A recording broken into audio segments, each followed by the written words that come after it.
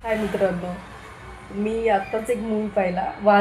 काय नाव आहे त्याचं, वाजाई समथिंग. वाजाईचा फर्स्ट फर्स्ट आला आहे त्याचा पार्ट. सेकंड पार्ट आला म्हणजे त्याचा रिलेटेड दोघं एकमेकांना नाही आहेत. पण फर्स्ट पार्टपेक्षा सेकंड पार्ट मला एवढा आवडला आहे. लिटरली म्हणजे खूप चांगला पिक्चर आहे. इमोशनल पण आहे आणि इमोशनल पण आहे, फ्रेंडशिप आहे, लव प्रेम पण आहे.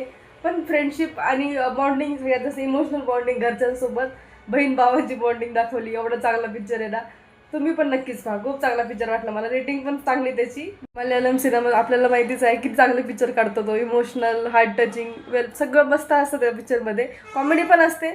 तसंच हा पर एक पिक्चर आहे.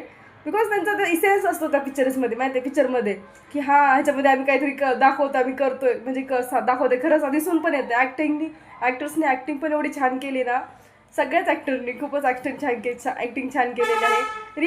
रिॲलिटीच आहे ते, बायोपिकच म्हणता येईल त्याला. कारण की नॉर्मली अशा गोष्टी होत राहतात माहिती आहे का आज नॉर्मली आयुष्यामध्ये. आणि तसाच पिक्चर तो तसाच पिक्चर आहे तो. म्हणून मित्रांनो परत एकदा नक्की पहा. सॉरी, मी नाव मिसप्रोनाऊन्स केलं. त्या पिक्चरचं नाव आहे वाझा. वाझा ओके वाझा. मी वर टॅगलाईन देते त्याची. Vaazha the biopic of millions boys. Second part आहे त्याचा.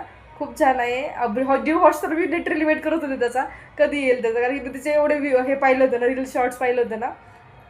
तर मग पिक्चर पाहायचंच होतं. मी लिटरली तर कालच झाला रिलीज जिओ हॉटस्टारवर. तो पहा नक्की. इमोशनल सगळं भारी, कॉमेडी पण भरपूर पिक्चर आहे. पाहण्यासारख्या मित्रांनो सगळ्यांनीच पहा.